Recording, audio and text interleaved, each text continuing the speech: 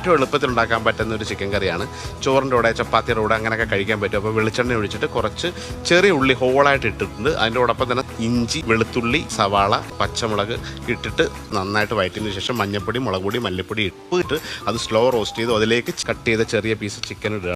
നമ്മുടെ ചിക്കൻ ഇങ്ങനെ നന്നായിട്ട് വരണ്ട് ഇങ്ങനെ വരികയാണ്. പൊട്ടറ്റോയും കൂടി ഇട്ടു. അപ്പോൾ ഇതിനകത്ത് ഇപ്പോഴൊന്നും വെള്ളം ഒഴിക്കില്ല. ചിക്കൻ ഇതിനകത്തിൻ്റെ ജ്യൂസ് ഇറങ്ങുന്ന വരെ ഇതിനെ വരട്ടിക്കൊണ്ടേയിരിക്കും. അപ്പോൾ നമ്മളിതിനകത്ത് മിക്സ് ചെയ്യാണ്ടിരിക്കാൻ വേണ്ടിയിട്ട് ലേശം തക്കാളി ഇതിൻ്റെ മേലെ മാത്രം ഇട്ട് കൊടുക്കുകയാണ്. ഞാൻ പറഞ്ഞു ഈ തക്കാളി ഇട്ട് ഇളക്കി കഴിഞ്ഞാൽ അത് കുറേ നേരം എടുക്കും മെൽറ്റ് ആവാൻ. പക്ഷേ സ്റ്റീമിലിരുന്ന് കുക്കായിട്ട് ഇളക്കി കഴിഞ്ഞാൽ പെട്ടെന്ന് സ്റ്റീമിനകത്ത് നേരത്തെ പറഞ്ഞില്ല തക്കാളി ഇപ്പോൾ സ്റ്റീമിനകത്ത് കുറച്ച് വെള്ളം ഇറങ്ങി. ഇതിനകത്ത് ഒരു തുള്ളി വെള്ളം നമ്മൾ ഇതുവരെ ഇട്ടിട്ടില്ല. ഫ്രഷ് കറിവേപ്പില കൊണ്ട് ഇട്ടു നന്നായിട്ട് വഴറ്റിയതിന് ശേഷം നമുക്ക് ഇത്തിരി വെള്ളമോടെ ഒഴിച്ച് കുക്കാക്കിയിട്ട് ഉരുളക്കിഴങ്ങ് ഇതിനോടൊപ്പം ഒന്ന് വേവാൻ വേണ്ടിയിട്ട് അടച്ചു വെച്ച് തിളയ്ക്കുമ്പോഴത്തേക്ക് ഒന്നാം പാലൊഴിച്ചു. അതിലേക്ക് ലേശം കുരുമുളക് പൊടിയും ഗരം മസാലപ്പൊടിയും ചേർക്കും.